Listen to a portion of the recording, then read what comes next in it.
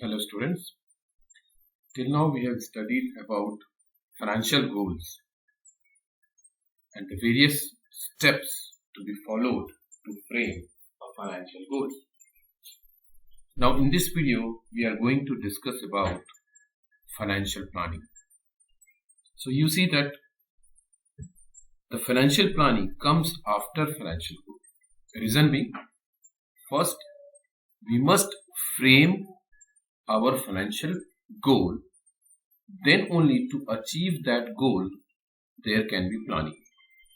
तो financial goal set होने के बाद ही फाइनेंशियल प्लानिंग की जाएगी।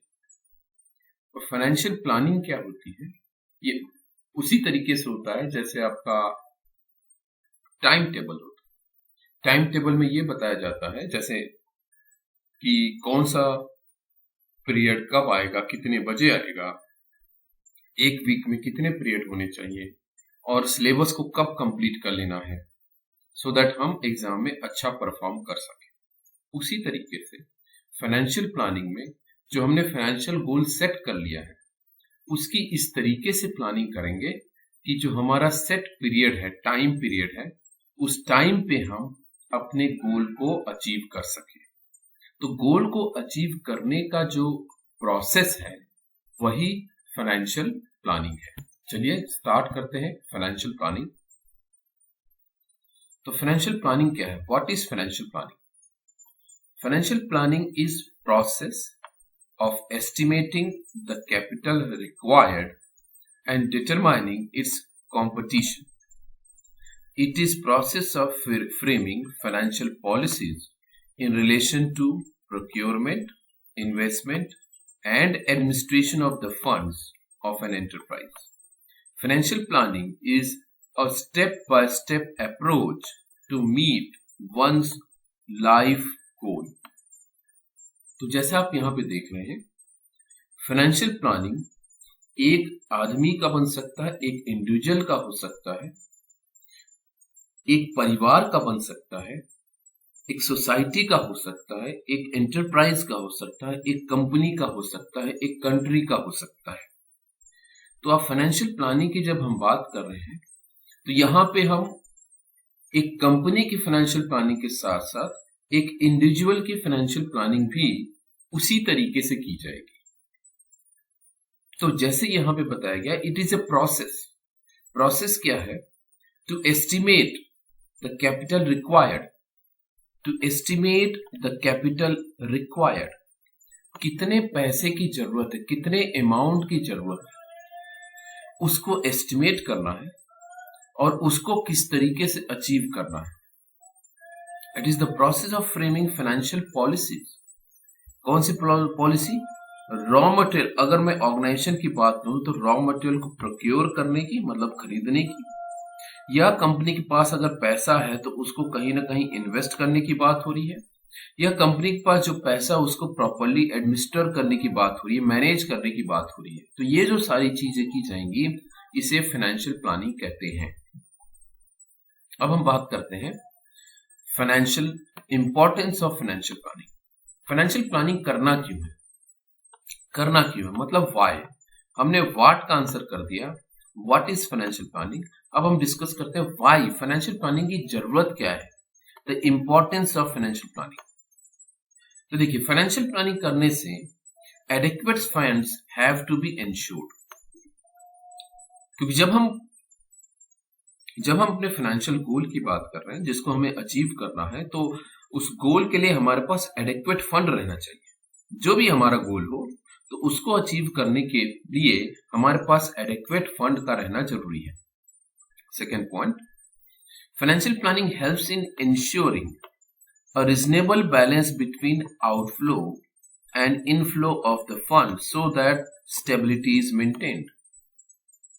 तो अगर हम फाइनेंशियल प्लानिंग प्रॉपर करते हैं तो जो आउटफ्लो है, आउटफ्लो का मतलब है हमारी जेब से पैसा बाहर जा रहा है, मतलब कि हमारा खर्च हो रहा है, एक्सपेंस हो रहा है, स्पेंडिंग हो रही है, खर्च हो रहा है, तो ये बैलेंस करेगा। अगर हमने प्रॉपरली फाइनेंशियल प्लानिंग किया है तो ये बैलेंस कर देगा।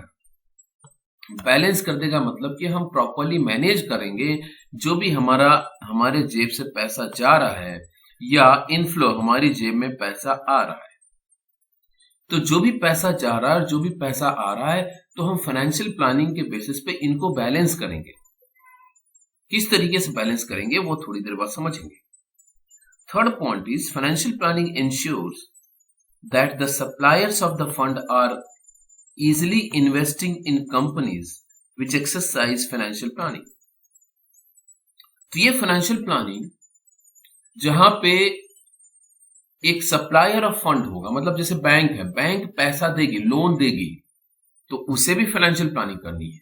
और मैं अगर लोन लेता हूं तो मुझे भी फाइनेंशियल प्लानिंग करनी है, क्योंकि मैं जो लोन ले रहा हूं और जो मेरा इनकम है उसमें से कुछ पार्ट मुझे इंटरेस्ट फॉर्म में लोन को पेमेंट करने के लिए लगाना है, कुछ पार्ट मेरा कहीं और एक्सपेंड हो रहा होगा।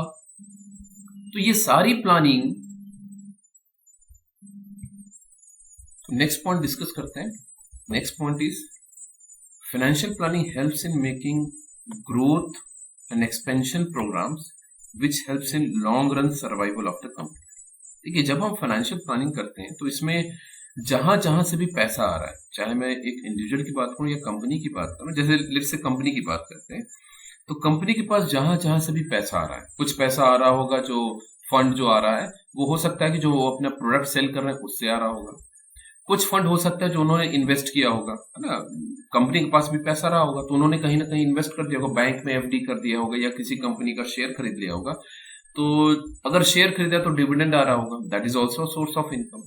या अगर कहीं एफडी किया उसका इंटरेस्ट अर्न हो रहा है, that is also source of income. तो अगर फाइनेंशियल प्लानिंग प्रॉपरली की जाए तो जितने भी इनकम आ रहे हैं दैट इज इनफ्लो, और जो भी बाहर खर्च हो रहा है दैट इज आउटफ्लो, इन दोनों को बैलेंस करने के बाद हम प्रॉपरली अपने एक्सपेंशन के बारे में सोच सकते हैं। हम ऐसे जगह और इन्वेस्ट करेंगे जहां से और रेवेन्यू जनरेट हो, so that is to help in making growth and expansion program. Next point is financial planning reduces uncertainties with regards to changing market trends which can be faced easily through enough funds। एक और बात इसमें note करने की है कि जब हम फाइनेंशियल प्लानिंग प्रॉपरली करते हैं, अच्छे से करते हैं, तो हमें उन अनसर्टेनिटी के बारे में भी पता चल सकता है या उन अनसर्टेनिटी के लिए भी हम प्लान कर सकते हैं जो अनएक्सपेक्टेड हो रही हो। जैसे इस समय सिचुएशन जो अभी लॉकडाउन का सिचुएशन आया है, ये किसी ने सोचा नहीं था। मे बी पिछले 5-10 साल में किसी ने सोचा नहीं होगा कि इस तरीके का भी कोई सिचुएशन आएगा जहां पे हर एक कंपनी को शट डाउन करना पड़ेगा, कोई घर से बाहर नहीं निकल सकता। जब घर से बाहर नहीं निकल रहेंगे तो कंपनी में लोग जाएंगे नहीं, प्रोडक्शन नहीं होगा, प्रोडक्शन नहीं हो रहा, प्रोडक्ट नहीं बनेगा, प्रोडक्ट मार्केट में नहीं जाएगा, लोग प्रोडक्ट खरीदेंगे नहीं। तो इस समय लोग क्या खरीद रहे हैं? इस समय लोग अपने जो बेसिक नेसेसिटी है, जो एकदम जरूरत की चीजें हैं, सब्जियां हैं, फल हैं, दूध है ना, दाल चावल, यही चीज खरीद रहे हैं। तो जो बाकी चीजें हैं जैसे कार, अब कोई इस सिचुएशन में कोई कार खरीदने नहीं जाएगा, इस सिचुएशन में कोई नया मोबाइल खरीदने नहीं जाएगा, इस सिचुएशन में कोई नया लैपटॉप खरीदने नहीं जाएगा, क्योंकि एक तो मैन्युफैक्चरिंग नहीं हो रही, दूसरा वो मार्केट में अवेलेबल नहीं है, तीसरा लोग बाहर जाने से डर रहे हैं। तो ये एक अनसर्टेनिटी है, और ऐसी अनसर्टेनिटी में कई जगह आप देख रहे होंगे, कई कंपनीज में जो सैलरी हाफ पे हो गई, हाफ सैलरी मिल रही है। तो ये सारे फैक्टर अनसर्टेनिटी आते हैं और ये मार्केट ट्रेंड्स बन सकता है। तो जब हम फाइनेंशियल प्लानिंग करेंगे तो हम इन अनसर्टेनिटी को, इन अनअवॉइडेबल सर्कमस्टांसेस को, ऐसे सिचुएशन को हैंडल कर पाएंगे बेटर तरीके से। किस तरीके से हैंडल कर पाएंगे? तो हो सकता है जब आप फाइनेंशियल प्लानिंग कर रहे हैं तो कुछ फंड आप अपना ऐसे जगह पे रखेंगे जो इस तरीके की अनसर्टेनिटी, अनअवॉइडेबल सर्कमस्टांसेस को हैंडल करने के लिए रहे। Last point helps in reducing the uncertainties which can be a hindrance to growth of the company. This helps in ensuring stability and profitability in concern. तो इस तरीके की अनसर्टेनिटी को जब हम प्रॉपरली प्लान करके रिड्यूस करेंगे तो ये कंपनी के ग्रोथ में या इंडिविजुअल के ग्रोथ में हिंड्रेंस नहीं बनेगा, रुकावट नहीं बनेगा, क्योंकि हमने बहुत अच्छे से प्लान कर लिया है। आगे बढ़ते हैं। एग्जाम्पल के लिए देखिए, If you want to build a corpus of 10 lakh for your daughter's college education through investment, you need to grow this amount the time she turns 18, not a year later. This is where financial planning becomes essential. देखिए इसको समझिए.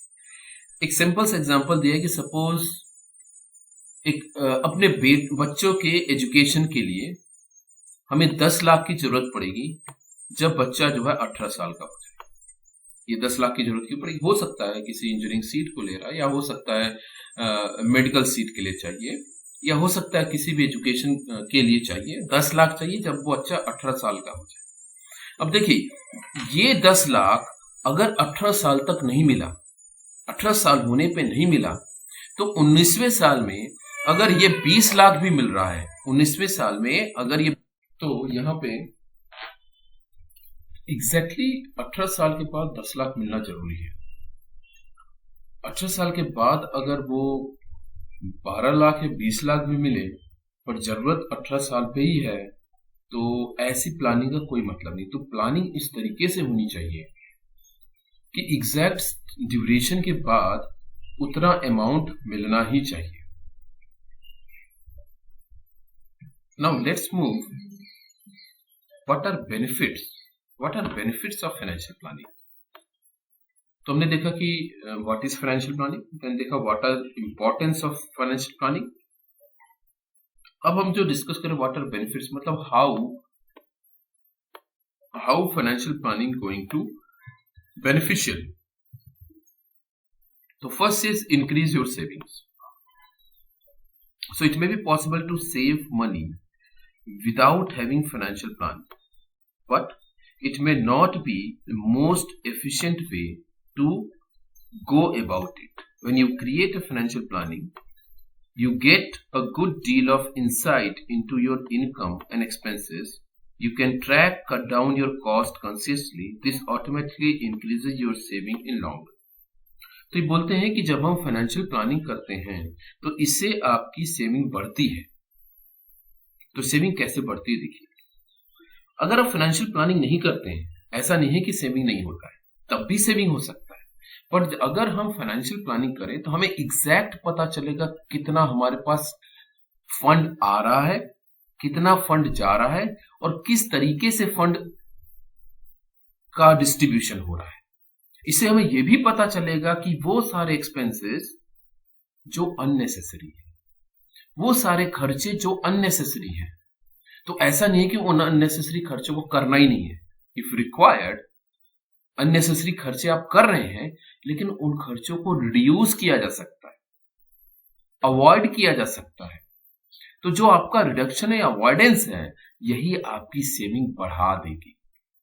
तो it increase your saving. Second बोलता है enjoy a better standard of living. क्योंकि ऐसा है कि आज जो आप पैसा आपके पास आ रहा है, फ्यूचर में भी इसी तरीके से फंड आता रहेगा ऐसा जरूरी नहीं है. लेकिन अगर आप प्रॉपर फाइनेंशियल प्लानिंग करते हैं, प्रॉपर फाइनेंशियल प्लानिंग रहा, तो आप लॉन्ग टर्म में भी वही बेनिफिट, वही एंजॉयमेंट ले सकते हैं जो आज ले रहे हैं. So most people assume that they would have to sacrifice their standard of living if their monthly bills and EMI repayments are to be addressed. On the contrary, with good financial planning, you would need not to compromise your lifestyle. It is possible to achieve your goals while living in relative comfort. इसका मतलब क्या हुआ? इसका मतलब ये हुआ कि कई लोग ऐसा सोचते हैं कि अरे अगर हमने प्लानिंग किया, आज अगर हम घर खरीदने की बात करते हैं तो घर खरीदना पड़ेगा, घर खरीद लिया तो फिर हर मंथ ईएमआई आएगा, ईएमआई पे करने लगेंगे, तो हमें अपने कुछ एंजॉयमेंट या कुछ हमारे जो पैसे हैं वो बंध जाएंगे. तो अगर आप इसको प्रॉपरली सोचेंगे तो ये आपकी फाइनेंशियल प्लानिंग हो रही है फ्यूचर के एंजॉयमेंट के लिए. आज ऐसा नहीं है कि आज अपने सारे एंजॉयमेंट को सेक्रीफाइस करिए, बट आज आप अपने एंजॉयमेंट को मैनेज करिए, प्लान करिए, इस तरीके से प्लान करें कि फ्यूचर में भी हम इसी तरीके के बेनिफिट या एंजॉयमेंट को लेते रहें. तो ये तभी पॉसिबल है जब अपने फाइनेंशियल प्लानिंग को प्रॉपरली करें.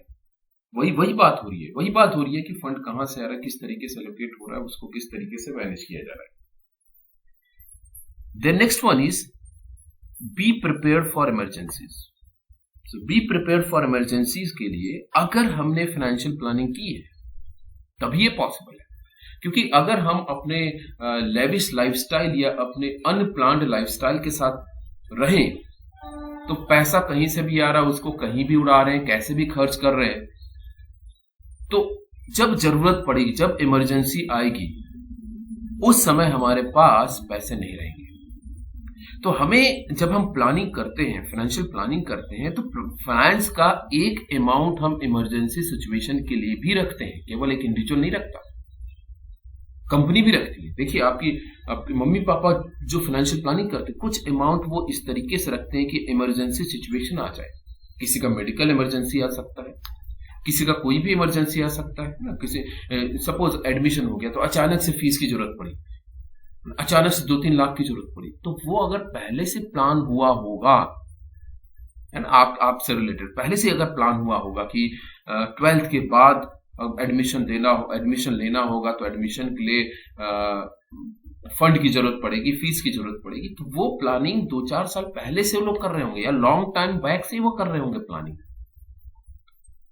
तो जब हम प्लानिंग करते हैं, फाइनेंशियल प्लानिंग करते हैं, तो we get prepared for emergencies. जैसे इस समय सिचुएशन है, इस समय सिचुएशन के लिए अगर हमने कुछ फंड अलग से एलोकेट या अलग से मैनेज करके नहीं रखा होगा, तो this will be very hard time for the people जो अनप्लान्ड थे और जो प्लान्ड थे कि कोई भी अनअवॉइडेबल सर्कमस्टांसेस आने पे उस फंड को यूज किया जा सके, तो उनके लिए ये बहुत बड़ा शॉक नहीं रहेगा। They can manage easily, they can sell out easily, attain a peace of mind.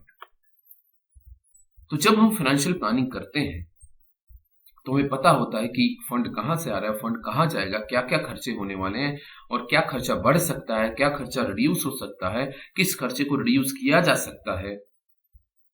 तो इससे हमें एक पीस ऑफ माइंड रहेगा। अच्छा, तो हमने ये पैसा इस तरीके से मैनेज किया है, यहाँ पे ये पैसा है, ये इमरजेंसी के लिए है और ये हमारे लॉन्ग टर्म के लिए, ये हमारे रिटायरमेंट के लिए, ये घर के लिए, ये सारा प्लानिंग कर लिया है, अब रिलैक्स। तो ये पीस ऑफ माइंड देगा जब आपने फाइनेंशियल प्लानिंग किया है। अगर फाइनेंशियल प्लानिंग नहीं किया है तब क्या होगा? अगर फाइनेंशियल प्लानिंग नहीं किया है तब हमेशा ही इस थॉट प्रोसेस में रहेंगे कि हमें अपना खुद का घर होना चाहिए, हमें हमारा खुद का कार होना चाहिए, और हमारे पास तो पैसे नहीं है, कहां से खरीदें? बैंक से लोन हम लेना नहीं चाहते क्योंकि हमें ईएमआई पे करना पड़ेगा। ईएमआई हमें मालूम नहीं ईएमआई पे कैसे करें या क्या होगा। तो ये सारी चीज पॉसिबल है जब आप फाइनेंशियल प्लानिंग करेंगे और ये आपको पीस ऑफ माइंड देगा। So all these are the benefits of financial planning. Now let's move to how to create a successful financial plan. What, why, how के बाद एक और how है, how to create a successful financial planning. Financial planning किस तरीके से की जाए? पहला है understand your current financial situation. सबसे जब आप फाइनेंशियल प्लानिंग करना चाहते हैं, सबसे पहले आप ये देखिए आज आपका फाइनेंशियल सिचुएशन क्या है, क्या सोर्सेज ऑफ फंड है, क्या क्या खर्चे हैं, उनको एक जगह लिखिए, है ना। जितने भी सोर्स ऑफ फंड है, जो भी सोर्स ऑफ फंड है उसको एक जगह लिख दीजिए। जो भी एक्सपेंसेस हैं, उन जितने भी एक्सपेंसेस हैं उनको यहां लिख दीजिए। और फिर आप देखिए कि टोटल सोर्स ऑफ फंड कितना है और टोटल एक्सपेंस कितना है। तो ये एक इंडिविजुअल का बैलेंस शीट बन जाएगा। उससे ये पता चलेगा कि आपका सोर्स ऑफ फंड जो है, फंड अमाउंट ज्यादा है या एक्सपेंस अमाउंट ज्यादा है। अब अगर एक बार आपने ये करंट सिचुएशन को एनालाइज कर लिया, तो इसमें क्या क्या रहेगा, it will determine the status of your current finance. आपका इनकम क्या है, एक्सपेंसेस क्या है, कितने लोगों से लोन ले रखा है, कहां कहां सेविंग है, कहां कहां इन्वेस्टमेंट कर रखा है, ये सारी चीज इसमें आप मेंशन करें। This is the first step in financial planning as it gives you good sense on the state of your finances and ways to improve. ये आपको इंसाइट देगा कि क्या इसमें से कोई ऐसा सोर्स ऑफ फंड है जिसको और बढ़ाया जा सकता है, क्या इसमें से कोई एक ऐसा एक्सपेंस है जिसको रिड्यूस किया जा सकता है, या कंप्लीटली अवॉइड किया जा सकता है। तो ये तभी पॉसिबल है जब आप इसको आपका जो करंट फाइनेंशियल सिचुएशन है, करंट फाइनेंशियल पोजीशन, उसको आप एक जगह पे लिखिए। देन दूसरा है write down your financial goal. Next जो है आप अपने फाइनेंशियल गोल को लिखिए, जो हमने इससे पहले ऑलरेडी कर रखा है। तो जो फाइनेंशियल गोल है ये होने के बाद नेक्स्ट पेज पे आपका फाइनेंशियल गोल, नेक्स्ट पेज पे आपके फाइनेंशियल गोल लिखिए, जो भी आपके फ्यूचर के फाइनेंशियल गोल है, 1 है, 2 है, 3 है, जितने भी हैं, घर लेना है, कार लेना है, हायर एजुकेशन के लिए देखना है, किसी वोकेशन पे जाना है, तो ये जितने भी ये आपके पेरेंट्स को कोई गिफ्ट करना है, तो जितने भी आपके फाइनेंशियल गोल हैं उनको मेंशन करें। Ask yourself, what are the different financial goal I wish to achieve in life? Write them on a piece of paper. Don't hesitate to put down any goal because no goal is too small or too big. However, make sure that your goals are specific. हमने smart है ना, गोल जब हम describe कर रहे हैं तो गोल में हमने डिस्कस किया था, goal should be smart, specific होना चाहिए, मेजरेबल होना चाहिए, अचीवेबल होना चाहिए, टाइम बाउंड होना चाहिए। Specific. For instance, here are some achievable goals. I want to purchase an SUV worth 13 lakh in next 18 months. I want to buy an apartment worth 80 lakh in next 5 years. तो इस तरीके के जितने भी आपके financial goals हैं उन सभी को आप मेंशन करिए। पेरेंट्स को कोई गिफ्ट देना है मेंशन करिए, सिस्टर कोई गिफ्ट देना है मेंशन करिए, घर खरीदना है मेंशन करिए, कार खरीदना है मेंशन करिए, बाइक खरीदना है उसको मेंशन करिए, रिटायरमेंट की प्लानिंग करनी, जितने भी आपके फाइनेंशियल गोल हैं उसको आप मेंशन करेंगे। देन थर्ड स्टेप में look at the different investment options. अब इन गोल को अचीव करने के लिए आप पहले तो यहां से आपको पता चलेगा कि आप इन दोनों में डिफरेंस क्या है। जो डिफरेंस अमाउंट है, ऑब्वियसली सेविंग शुड बी, जो सोर्स ऑफ फंड है, it should be greater than your expenses. अगर ऐसा नहीं हो रहा है तो आप कोई भी सेविंग, कोई भी इन्वेस्टमेंट नहीं कर सकते, तो आपको एक्सपेंसेस रिड्यूस करना है। Identify those expenses which are not required, which are unnecessary, उनको आप रिड्यूस करिए, सो दैट आपकी जो सोर्स ऑफ फंड है वो एक्सपेंस से बढ़ा रहे। अब इनके बीच का जो डिफरेंस है, उस डिफरेंस को आप अपने फाइनेंशियल गोल को अचीव करने में लगाएंगे। किस तरीके से लगाएंगे तो देखिए, look at different investment options. There are numerous investment options available to investors. In the mutual fund market alone, you can choose nearly 2000 schemes. Mutual fund market में ही 2000 से ज्यादा schemes available हैं। कुछ शॉर्ट टर्म के लिए, कुछ long term के लिए हैं, कुछ हाई रिटर्न देते हैं, कुछ लो रिटर्न देते हैं, कुछ एवरेज रिटर्न देते हैं, कुछ मिड टर्म के लिए हैं, डेट फंड है, इक्विटी फंड है, बैलेंस्ड फंड है, हाइब्रिड फंड है। तो इस तरीके से SIP है, लमसम है, variety of schemes are available. तो depending upon your financial goal, depending upon your target, depending upon your time maturity, आप अलग अलग गोल को अचीव करने के लिए अलग अलग, केवल म्यूचुअल फंड में ही इतने सारे वेरिएशन है, उसमें आप इन्वेस्ट कर सकते हैं। या अपना पोर्टफोलियो बनाइए, जो हमने प्रीवियस चैप्टर में डिस्कस किया, पोर्टफोलियो बनाइए कि कुछ अमाउंट शेयर मार्केट में, कुछ अमाउंट म्यूचुअल फंड में, कुछ अमाउंट डेट फंड में, कुछ अमाउंट प्रॉपर्टी में, कुछ अमाउंट कहीं EMI में। तो ऐसे डाइवर्सिफाई, तो ये तभी पॉसिबल है जब आप फाइनेंशियल प्लानिंग कर रहे हैं। So different investment avenues help investor to achieve different goals. For example, equity funds.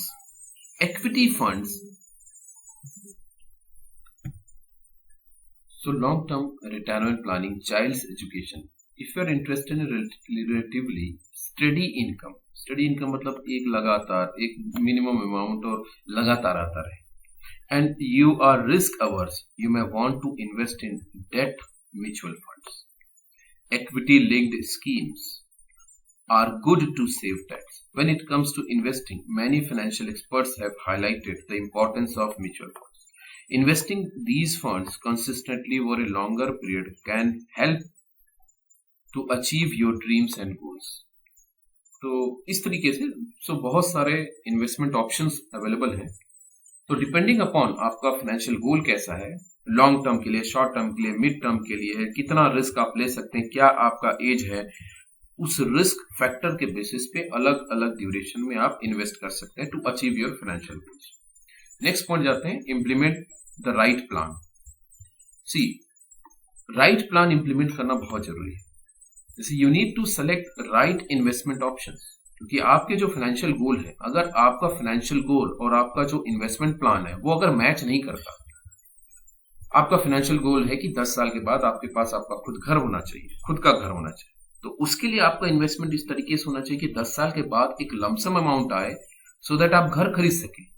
But अगर आपका इन्वेस्टमेंट ऑप्शन प्रॉपर नहीं रहा, इन्वेस्टमेंट प्लान अगर प्रॉपरली नहीं किया, तो हो सकता है कि 10 साल के बाद भी आप अपने गोल को या टारगेट को अचीव ना कर पाए। So you need to select right investment option based on factors such as goal, age, risk appetite and investment amount. तो इन सब फैक्टर को देख के ही आपको इन्वेस्टमेंट करना चाहिए। If you are unsure on the funds, you need to select your portfolio, you can avail the services of financial advisor. These are certified professionals who help investors make right investment choice. They also help other aspects like insurance, retirement planning, estate planning and taxation. तो अगर आपको लगता है कि आपका जो financial planning है वो प्रॉपर नहीं है, तो you can take help of financial adviser. But for you people, आपको ही फाइनेंशियल एडवाइजर बनना है, तो आपको इस तरीके के इन्वेस्टमेंट प्लान को अभी से शुरू करना चाहिए, लोगों के लिए बनाने चाहिए, अपने घर से बनाना शुरू करिए। Last point is monitor your financial plan regularly.